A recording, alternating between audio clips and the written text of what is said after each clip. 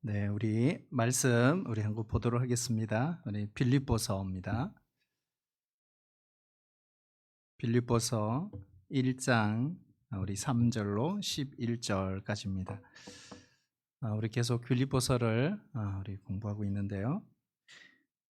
1장 3절로 11절입니다. 우리 찾으셔서 교독으로 우리 나눠서 읽고요. 우리 11절 같이 읽겠습니다. 내가 너희를 생각할 때마다 나의 하나님께 감사하며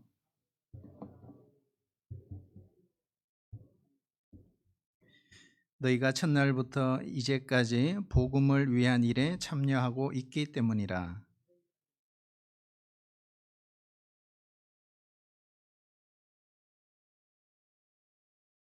내가 너희 무리를 위하여 이와 같이 생각하는 것이 마땅하니 이는 너희가 내 마음에 있으며 나의 매임과 복음을 변명함과 확증함에 너희가 다 나와 함께 은혜에 참여한 자가 됨이라.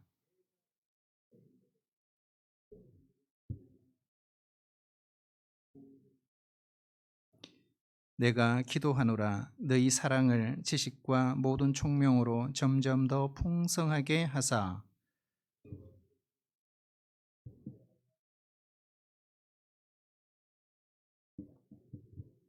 예수 그리스도로 말미암아 의의 열매가 가득하여 하나님의 영광과 찬송이 되기를 원하노라. 아멘. 우리 빌립보서를 시작한 지가 엄청 오래된 것 같은데 오늘 두 번째 시간입니다. 중간에 여러 텀이 있어서 계속 우리가 이어오지 못했는데요.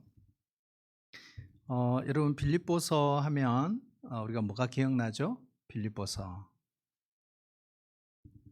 기억나는 게 아무것도 없어요? 그냥 빌립보서야. 빌립보서 하면 기쁨의 서신, 그죠? 근데 왜 빌립보서가 기쁨의 서신일까? 이게 중요하잖아요. 왜 기쁨의 서신일까요? 바울이 그만큼 기뻤다는 거예요. 얼마나 기뻤나? 너무너무 기뻤대요. 그래서 이 바울과 빌립보 교회의 그 관계, 그 관계가 진짜 사랑의 관계죠. 그리고 지금 바울이 있는 곳이 어디죠? 바울이 있는 곳 로마 1차 투옥이잖아요. 감옥에 있어요. 그런데도 불구하고 편지 한 통을 보냈어요.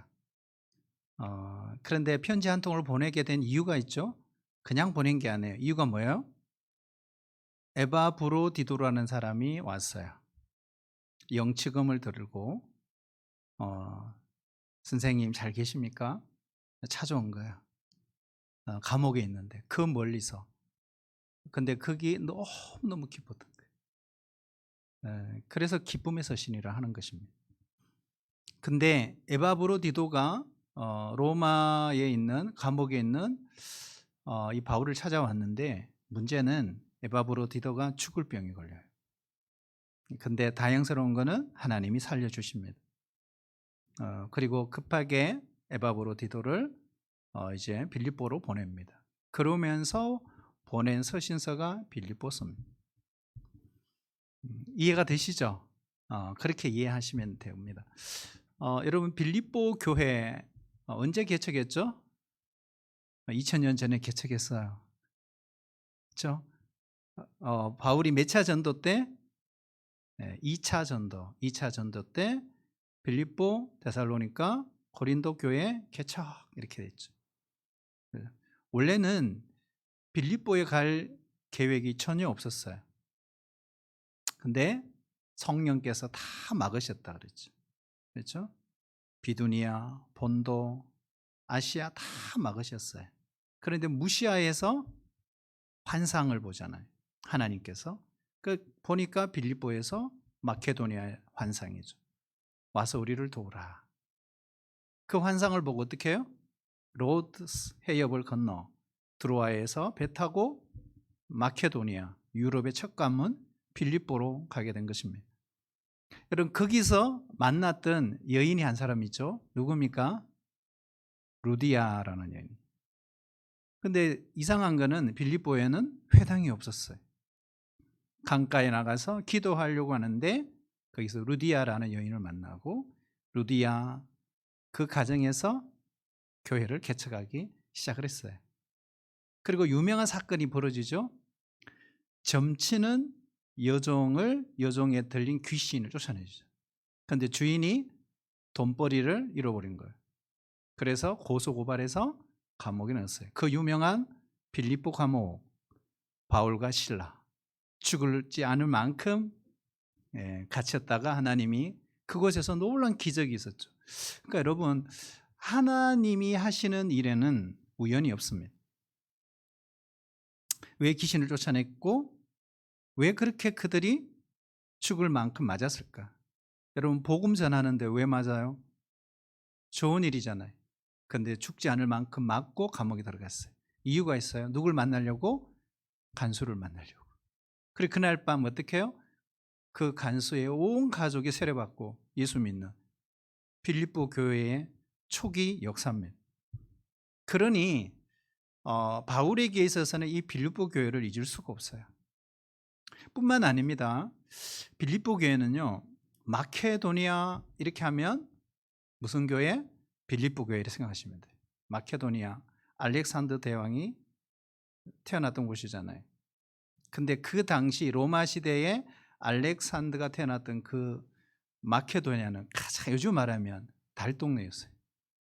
사람 취급해 주지 않는, 그리고 올림픽에도 나갈 수 없는 그런 곳이었죠. 근데 거기서 용이 났어요. 그 사람이 바로 알렉산더 대왕이잖아요. 어쨌든 여러분, 그게 중요한 건 아니죠. 일단 그래서 빌립보 교회가 개척이 된 거예요. 그리고 난 뒤에 많은 세월이 흐르고 이제 로마 감옥의 투옥 중에서 에바브로 디도를 통해 정말 격려를 받고 그게 너무너무 감사하고 너무너무 기뻐서 보낸 편지가 빌립보서다, 이렇게 보시면 됩니다. 자, 우리 빌립보가 어디 있는지 제가 아무리 이야기해도 모르잖아요. 마케도니아가 어디인지 어떻게 알겠어요? 우리 지도 한번 볼까요? 네, 지도 한번 보겠습니다. 우리 수요일 날 바울 3차 전도여행 공부하신 분들은 알 수 있죠. 금방 알 수 있습니다. 한번 볼까요? 자, 지역을 한번 볼까요? 여기 무슨 지역이다? 자, 빨리 넘어갈게요. 수리아, 길리기아, 여기는요 아시아, 부르기아, 여기요 갑바도기아, 밤빌리아, 여기는 어디죠? 아가야. 아시는 분 따라해보세요. 여기는 또 그 다음에 여기는 거북이 모양 구부러졌다. 크레테. 여기가 바로 마케도니아. 따라볼까요? 마케도니아. 본도, 비두니아, 본도. 여기가 갈라디아. 마지막 루기아. 이렇게 돼요. 그렇죠? 자, 그러면 오늘 우리가 공부할게요. 어디다?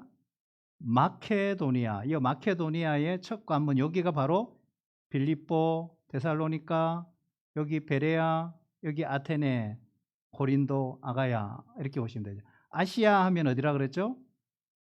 아시아 하면 에베소 있죠. 여기가 에베소고 여기가 밤모섬입니다. 65km 떨어져 있다, 이렇게 보시면 돼요. 지금 여기를 기억해요. 마케도니아. 자, 우리 다음 지도 한번 볼까요? 화면 한번. 자, 한번 보겠습니다. 수리아, 안디옥. 어디로 갈까요? 다소로 거쳐서 바울의 고향이죠. 더베, 루스드라, 이고니온, 비시디안. 여기가 바로 갈라디아 지역, 갈라디아 교회 개척. 그 다음에 여기가요 드루아에서 배를 타고 이 해협을 건너가죠. 네아폴리. 그 다음에 따라갈까요? 빌립보. 자, 이 빌립보는 어느 지역이다? 마케도니아. 이 지역 전체가 마케도니아. 그죠? 그러니까 강원도의 원주 이렇게 보시면 되죠. 마케도니아의 빌립보, 그 다음에 데살로니가, 베레아, 그 다음에 아데네, 고린도, 갱그레아. 여기는 어딜까요? 에베소. 2차 선교여행 마치고 돌아가는 길에 에베소에 들리죠. 그리고 예루살렘, 가이사라, 수리아, 안디옥으로 다시 돌아오는. 그래서 우리가 뭘 기억해야 되냐면 빌립보, 데살로니가, 그 다음에 고린도가 바로 아가야다, 이렇게 기억하면 되겠습니다. 어쨌든 우리 공부한 거 우리 한번 생각을 하면서 우리가 성경을 읽으셔야 됩니다. 우리가 말씀을 듣고 우리가 읽고 우리가 배울 때 하나님을 닮아갑니다. 그래서 말씀 듣는 것이 중요하고 말씀 읽는 것이 중요하고 배우는 것이 중요합니다. 우리가 하나님을 바라보면 닮게 되어 있습니다. 우리가 부부도 그렇잖아요. 닮죠? 왜 그럴까요? 실으나 저러나 항상 보기 때문에 닮아요. 어떤 분이 새 가족입니다. 옆에 있는 제 아내가 누군지 제 아내인지 모르고 계시더라고요. 근데 여러분 알 필요도 없어요. 왜냐하면 저를 보시면 제 아내가 어떻게 생겼을까 금방 알 수가 있기 때문에 그렇습니다. 여러분 부부만 그럴까요? 아이들도 부모를 닮습니다. 제 머리카락이 곱슬머리입니다. 제 아내도 곱슬머리입니다. 큰아이 곱슬, 둘째 아이 곱슬, 셋째도 보니까 곱슬이었습니다. 우리 가족은 곱슬머리 가족이라고 합니다. 여러분 이거는 기적인 것입니다. 네, 그렇잖아요. 하나님은 우리의 삶을 통해서 이 닮음의 오묘한 섭리를 우리에게 보여주고 계신다는 거예요. 오늘 이 본문에서 빌립보 교회 성도들이 정말 정성껏 준비해서 에바브로디도라는 사람, 리더십입니다. 빌립보 교회 영치금을 전달합니다. 작은 선물을 받은 바울이 얼마나 고마운지 몰라요. 감옥에 있을 때, 가장 힘들 때 얼마나 기뻐한 줄 몰라요. 근데 여러분, 돈의 액수가 문제 아닙니다.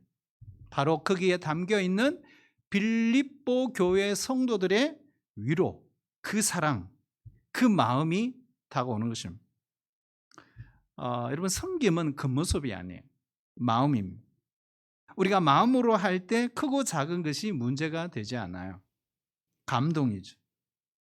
어려운 가운데서 그 빌립보 교회가 십시일반 모았어요.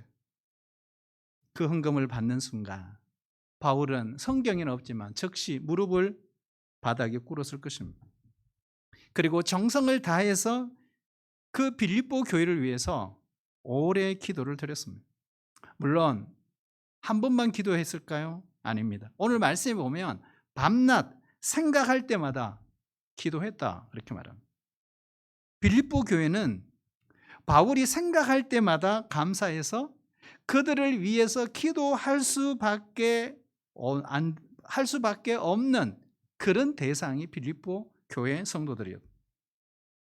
그런데 오늘 그 기도가 아주 독특합니다. 오늘 3절 4절 읽었잖아요. 성경을 한번 보세요. 3절 4절 보시면서 우리 성도님이 볼 때 정말 중요한 말 한마디를 찾는다면 나는 뭘 찾을까? 여러분은 어느 구절 찾겠어요? 3절 4절 쭉 읽어볼 때 저는 이렇게 돼요. 생각할 때마다 이렇게 동그라미 있어요. 생각할 때마다. 그리고 4절은 간구할 때마다. 야, 여러분 생각할 때마다 빌립보 교회가 생각나고 기도할 때마다 항상 기쁨으로 빌립보 교회에서 위에서 기도했다. 그것도 기쁨으로 억지로 가는. 기도하는 아름다운 관계죠. 영적으로 통하고 마음으로 통하고 기도로 통하는 관계. 우리 각자에게도요. 기도해 주는 사람들이 많이 있을 것입니다. 그들 가운데 할 수 없이 기도하는 사람도 있을걸요? 반면에 정말 바울과 빌립보 교회처럼 많은 염려를 안고 마음으로 기도해 주는 그런 사람도 있을 것입니다. 인사치레가 아니에요. 바울처럼 가슴에 가득한 빌립보 교회만 생각하면 기뻐하고 진심으로 기도해 주는 사람들이 여러분 우리에게도 있기를 축복합니다. 빌립보 교회와 바울의 관계를 우리가 조금 한번 묵상을 해보면요. 교회는요, 좋은 목사를 만나는 것이 축복이고요. 또 목사는 좋은 성도를 만나는 것이 축복입니다. 동부교회와 성도들이 그리고 목회자인 저에게 딱 맞다 이런 생각을 합니다. 왜 그럴까? 여러분, 하나님은 맞춤 목회를 하시나? 하나님은 그런 목회하는 걸 좋아하시나? 가만히 보면요, 기질도 성품도 열정도, 예? 그냥 비슷하게 맞춰가는 것 같아요. 네.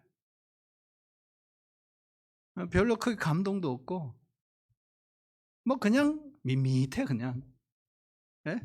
라우디아 교회처럼 미지근해 그냥. 하는 것도 아니고 안 하는 것도 아니고 뭐 뒤집어져 버리든지 뭐 그것도 아니고 그냥.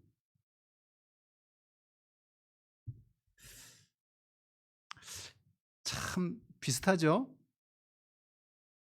순복음교회 교인들이 우리 교회 와 보고 와 막 오셨다가 그러면 분명히 돌아가실 거예요. 뭐 우리 성도님들은 어떻게 생각하는지 모르겠지만 하여튼 서로 닮았구나.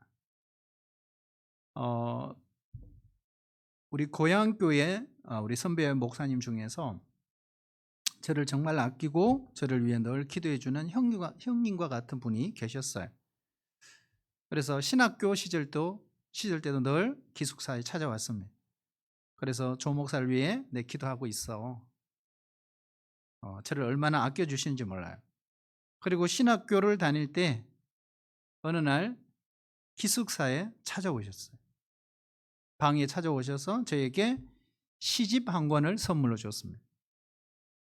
그 시집이 그 유명한, 저에게 유명한 거예요. 세상에 유명한 게 아니에요. 샤프에 뻗어가는 사랑이었어요. 외우고 암송하고 밑줄 긋고 그리고 코멘트를 막 달았어요. 그러면서 저에게 이렇게 말씀했어요. 잘해보게. 왜냐하면 그때 저의 마음속에 사랑이 싹 트기 시작했거든요. 한 여인이 저 마음을 사로잡았기 때문에. 그래서 그 시집을 들고 프로포즈 하는 시간 첫날 그 시집을 들고 갔던 것입니다. 그런데 그 아내가 지금의 제 아내가 된 것입니다. 여러분, 한 사람의 기도, 한 사람의 관심, 한 사람의 그 사랑의 선물이 이처럼 아름다운 가정을 가꾸도록 길을 열어 가는 것. 그러니까 하나님의 섭리가 너무너무 오묘한 거죠. 사랑하신 여러분, 우리가 누군가가 나를 생각하고 나를 위해서 기도하고 내 모습 그대로를 받아주고 나의 성장과 나의 성숙을 기대하는 사람이 있다면 이보다 더 행복한 신앙생활이 어디 있겠어요? 바울이 기쁨이 충만했어요. 너무너무 충만했어요. 감옥에 있는데. 그래서 빌립보 교회를 위해서 기도한 이유가 있었어요. 그 5절에 있어요. 5절. 예, 5절을 한번 읽어볼까요? 5절. 예, 시작. 너희가 첫날부터 이제까지 복음을 위한 일에 참여하고 있기 때문이라.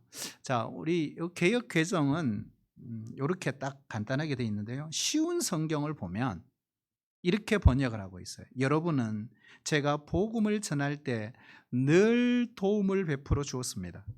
그것은 여러분이 복음을 들은 그날부터 오늘 이 순간까지 그러합니다. 여러분, 이 말은 뭘까요? 사도 바울 입장에서 내가 복음을 전하는 일에 온 힘을 다해 주었다는 거예요. 몸으로, 시간으로, 물질로 협력해 주었다, 이런 말입니다. 어떻게 우리 빌립보 교인들이 복음에 협력했는지 구체적으로 설명하고 있어요. 그게 7절이에요. 7절. 우리 7절 한번 보실래요? 7절 보시면 쉬운 성경 보면 이렇게 돼 있어요. 여러분을 이처럼 생각하는 것은 당연합니다. 여러분은 제 마음속에 늘 살아 있습니다.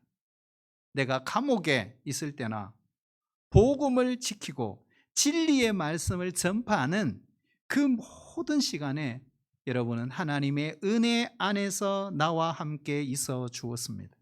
여러분, 어느 구절이 마음이 와닿아요? 저는 그 모든 시간에 나와 함께 있어 주었습니다. 바울과 빌립보 교회의 관계는 결국에는 끝까지 사랑으로 믿어주는 관계였습니다. 사랑을 지탱해 주는 두 가지 기둥이 있죠. 그것이 바로 희생과 믿음입니다.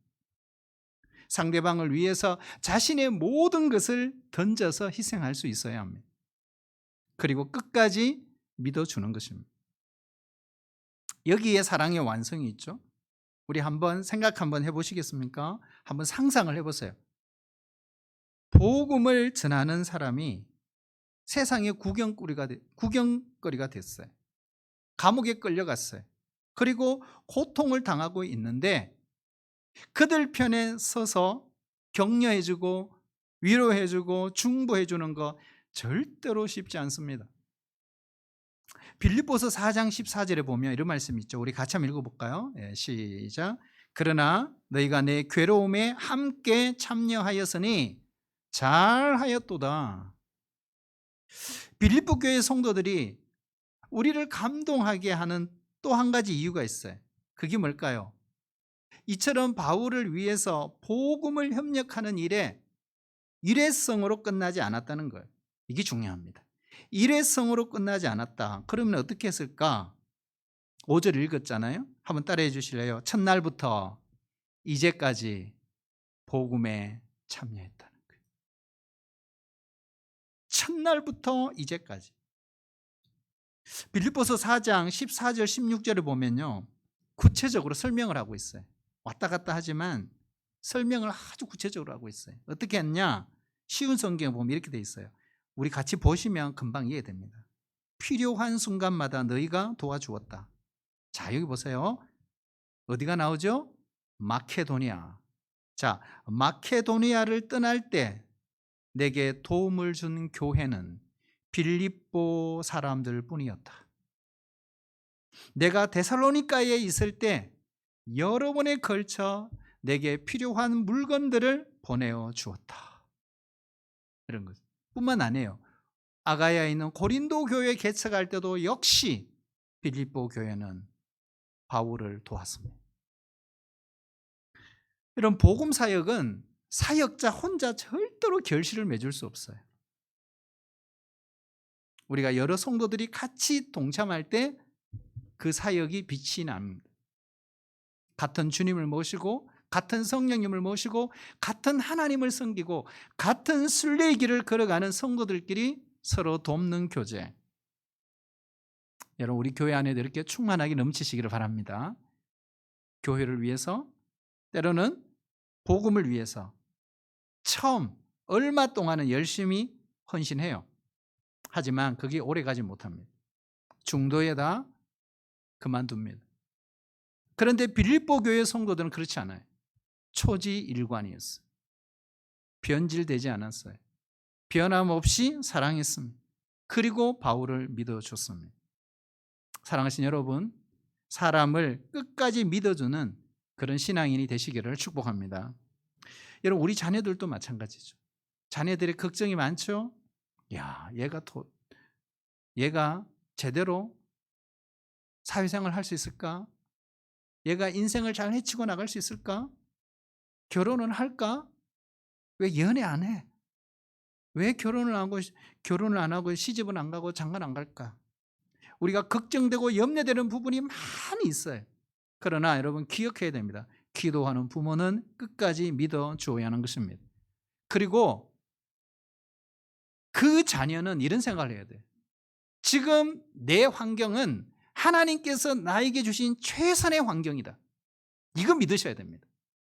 사람들은 자꾸 눈을 높여서 여기보다 더 나은 것, 더 좋은 것, 더 새로운 것을 자꾸 찾아요. 여러분, 우리가 기도하고 내가 믿는 하나님이 내 삶 속에 어떤 계획을 갖고 계신다면 나에게 주어진 그 환경은 최선의 환경입니다. 최선의 선물입니다. 고난이라 할지라도. 하나님이 그를 통해 일하고 계심을 믿기 때문에 그런 것입니다. 우리는요, 6절 말씀을 참 좋아하죠. 저도 마찬가지입니다. 그런데 많은 경우 이 말씀을 우리가 인용하고 외우고 또 항상 그게 빨간 줄 형광펜을 해놓잖아요. 은혜 받아요. 한번 읽어볼까요? 6절 같이요. 시작. 너희 안에서 착한 일을 시작하신 이가 그리스도 예수의 날까지 이루실 줄을 우리는 확신하노라.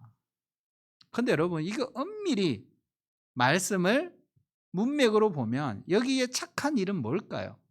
여기에 착한 일은 바로 우리가 지금까지 살펴보았던 바울과 빌립보 교회 사이의 복음의 협력을 가르치는 거예요. 그게 착한 일이에요. 그렇다면 우리가 복음을 위해서 대가 지불하지 않고 헌신하는데 별 관심이 없는 사람이 이 말씀을 자신의 개인적인 소원을 성취하기 위한 구절로 붙들고 있다면 좀 죄송하지 않나요? 사람은 환경에 매입니다. 하지만 하나님의 말씀은 매이지 않습니다. 성령님께서는 지금도 계속해서 복음의 씨앗을 뿌려 가는 곳마다 교회를 세우고 그 복음의 씨앗을 받아들인 사람들이 계속 자라기를 원합니다. 세상 끝날까지 함께 하시는 분은 바로 우리 성령 하나님이십니다. 여러분 믿으세요? 성령 하나님이 세상 끝날까지 함께 합니다. 그러면서 바울이 빌립보 교회를 위해서 기도하는 내용 소개하고 있어요. 그것이 바로 9절에서 11절입니다. 근데 여러분 집에 가서 한번 읽어보세요. 뭐 지금도 읽을 수 있지만 이 기도 내용이 뭐지? 그리고 너무나 간결합니다. 그리고 너무 함축적이에요.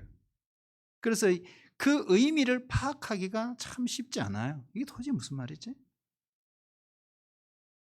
1차적으로 보면 바울은 빌립보 교인들이 복음대로, 복음의 정신대로 살고 있음을 칭찬했어요. 그러나 더 중요한 것이 있어요. 여러분 성도의 신앙은 더 깊은 영역으로 자라가야 합니다.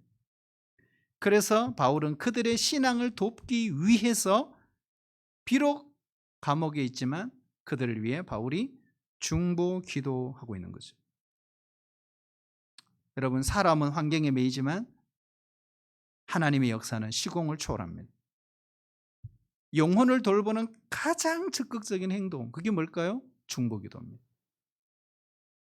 여러분 첫 번째 기도가 뭘까? 1번이죠. 한번 따라해 주실래요? 풍성한 사랑을 위해. 자, 바울은 빌립보 교회가 풍성한 사랑, 점점점 그 사랑이 더 풍성해지기를 원하는 기도를 하고 있어요. 그렇게 하기 위해서 두 가지를 제시합니다. 지식과 총명, 이걸 갖추어야 한다. 여러분 사랑은 감정 이상의 것입니다. 지식이 없는 사랑은 감정에 지나지 않아요. 무식한 사랑이 사람을 힘들게 합니다. 그래서 어떻게 해요? 자라나야 한다.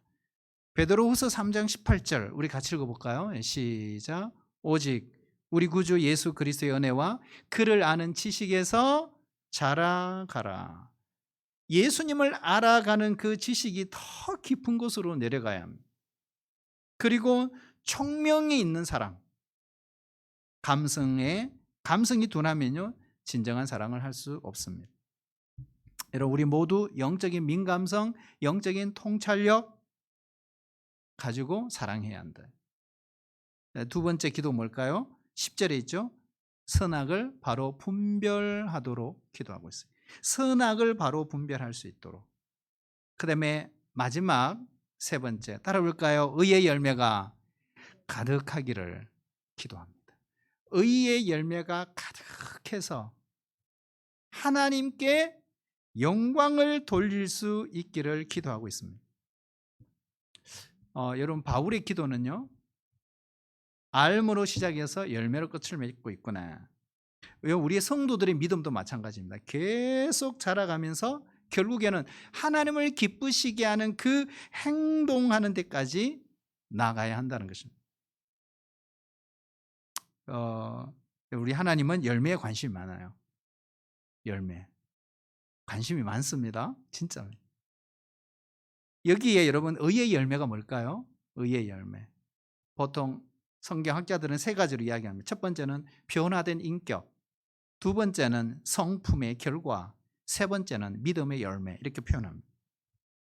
그래서 변화된 인격을 통해서 나타나는 열매, 성품의 결과로 나타나는 열매, 믿음의 열매로 나타나는 행위.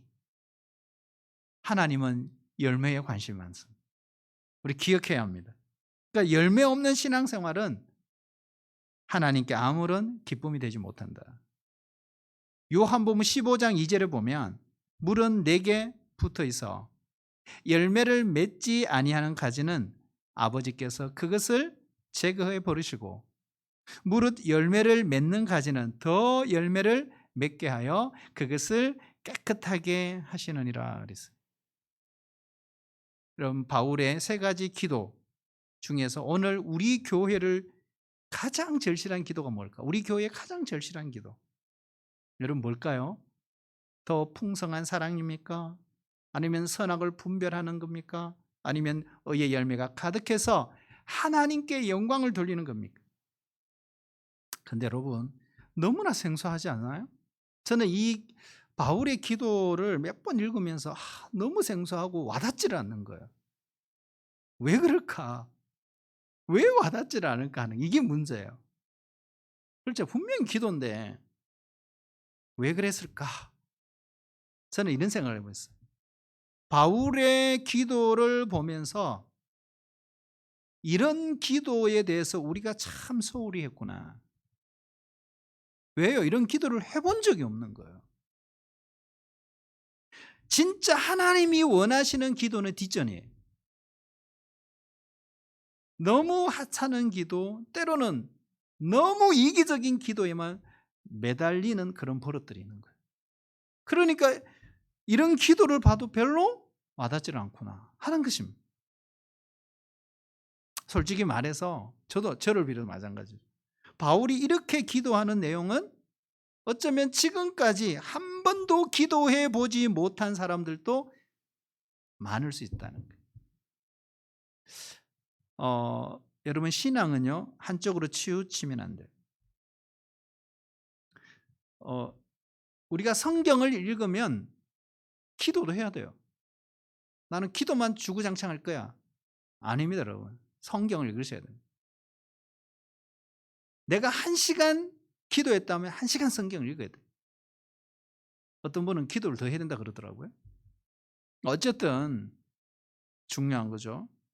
그래서 골고루 균형 있게 자라야 능력이 됩니다. 여러분 우리 아이들도 그렇잖아요. 아무리 많이 먹어도요. 영양소 중에 하나가 결핍이 되면 뭐가 생기죠? 발육 부진에 빠진다. 한쪽으로 치우친 성장은 당장에 볼 때는 좋은 것처럼 보이지만 어느 정도 시간이 지나면요. 몸부림쳐도 자라지를 않아요. 그래서 하나님께 우리 신앙의 부족한 부분을 채워달라고 기도해야 되는 거예요. 여러분 하나님의 총명으로 시대를 잘 분별하며 살아가야 합니다. 그리고 우리 주님 오시는 그날까지 우리 안에 이 부흥의 불을 꺼트리면 안 됩니다. 오늘 바울처럼 빌립보 교회 성도들처럼 복음을 전하다가 땅끝에서 주님을 만나는 우리 모든 성도들의 시기를 주의 이름으로 축복합니다.